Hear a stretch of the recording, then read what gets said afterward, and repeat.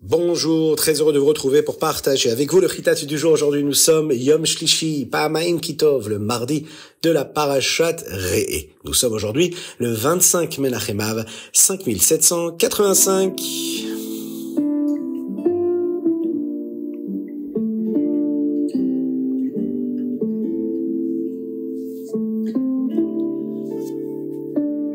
Aujourd'hui, une spéciale dédicace pour Sarah. Sarah aujourd'hui qui célèbre ses 7 ans. On lui souhaite un très grand Mazal Tov. C'est son papa et sa maman qui lui offrent le chitat du jour.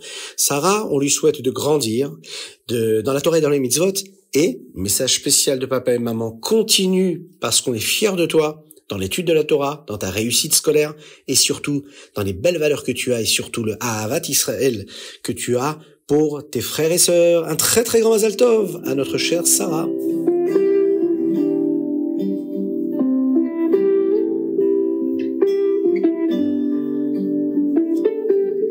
Et nous passons tout de suite à notre choumage du jour.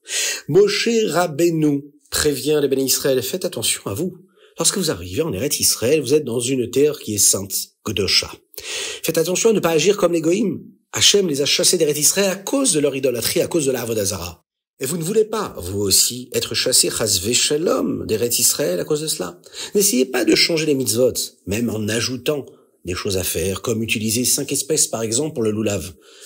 Respectez les mitzvot qui vous ont été donnés. Il y a 3 types de personnes à éviter. Et Moshe le dit, faites attention à ne pas servir l'idolâtrie en se méfiant de 3 types de personnes.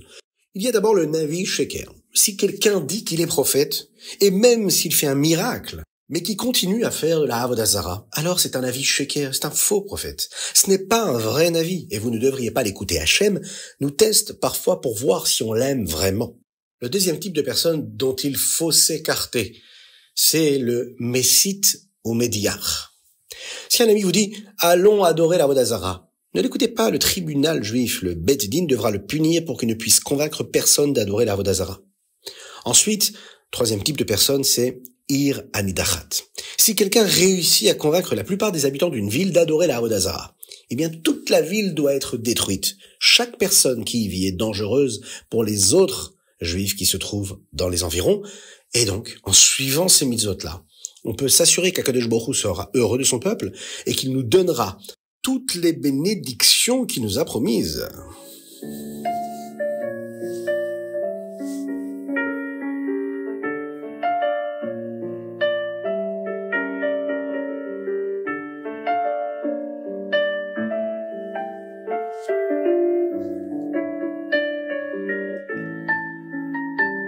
Et nous passons au Tehillim du jour, 119, et la première partie du Kuf Yutet.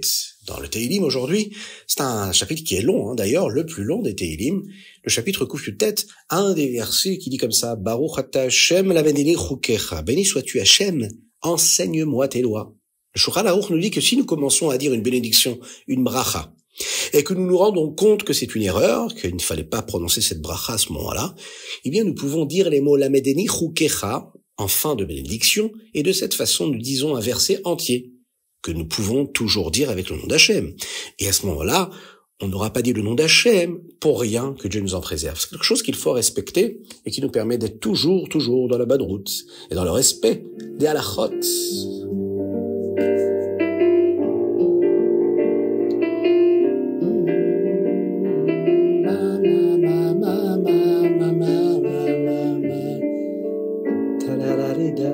Et nous passons tout de suite au Tanya Igeret HaKodesh Simanchet.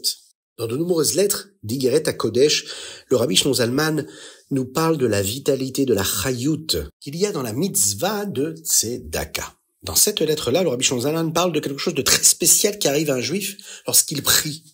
Comment? Grâce à la Tzedaka. Nous apprenons aussi pourquoi nous utilisons la parabole de la plantation pour comprendre comment fonctionne la Tzedaka. On va voir ça tout de suite. La Gemara dit comme ça, que Rabbi El-Hazar donnait d'abord une pièce à un pauvre, puis il allait prier. Ya'if ruta le'ani ve'adar matzle. Qu'est-ce que cela veut dire? Cela est basé sur un verset des Tehillim. Ani betzedek echeze panecha. Avec la tzedaka, je verrai ta face. Avant d'aller voir la face d'Hachem, en priant, Rabbi El-Hazar donnait d'abord la tzedaka. Que signifie voir la face d'Hachem? Eh bien, en priant, on peut voir la face. Nous le voyons dans le Tanya d'aujourd'hui. Dans les mondes spirituels, dans la Rouhaniyut, comme Hatzilut, le monde d'Hatzilut et le Gan Eden, il est facile de voir comment la Torah et la Chassidut sont vraies et ont beaucoup de sens. Ici, dans le monde matériel, Gashmi, il est beaucoup plus difficile de le voir. Mais pendant la Tfila, parfois, Kadosh Baruch Hu nous donne un petit aperçu de la façon dont les choses sont réellement. C'est la Kavana qui nous permet cela.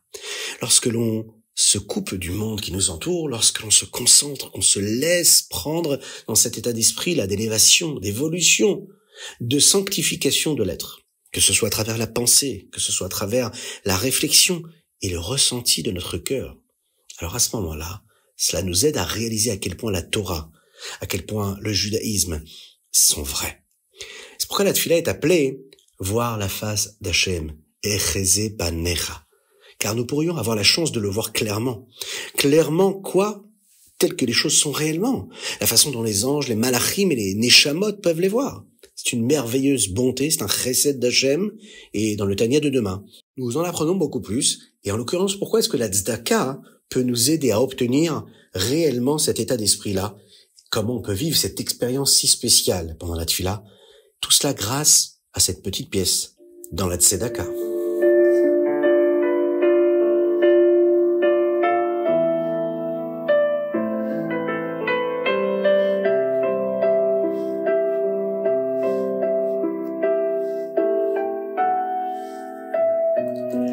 Et nous passons tout de suite au Hayom Yom. Aujourd'hui, nous sommes le Chaf-E Menachem Av.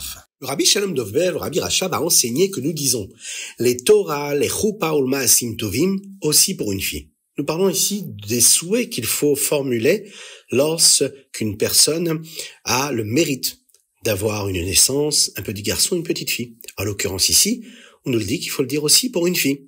Aujourd'hui, nous en apprenons la raison.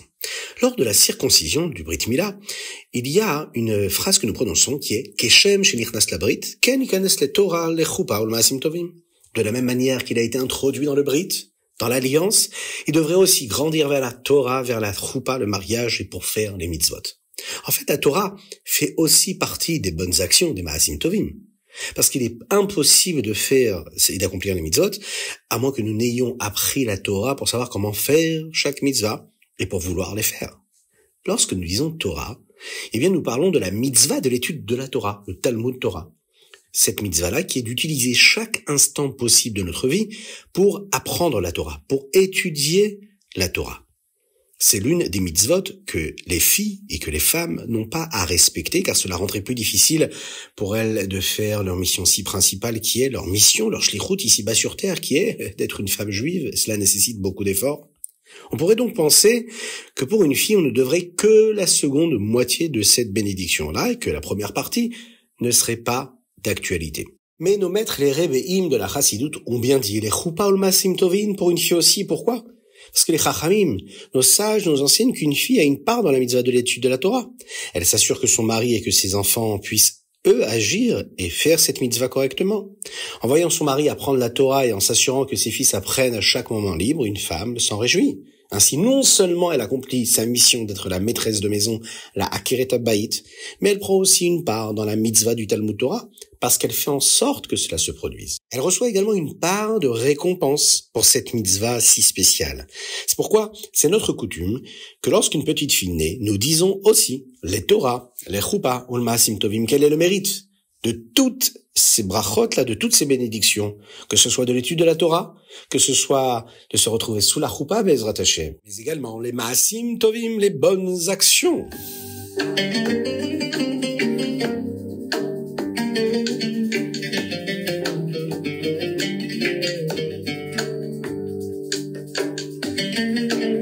Rambam maintenant, les Ilchot Psoulé Amugdashim. On nous parle aujourd'hui des korbanot, bien sûr, des sacrifices que nous apportons au Bet Hamikdash sur le Mizbeach. Dans le Perek Yud Aleph, on nous parle d'un korban mincha. Un korban mincha qui serait impropre pour quelque raison que ce soit d'être apporté sur le Mizbeach. Dans le Perek Yud Bet, on nous parle de ce qui peut rendre impropre le korban pour Shavuot.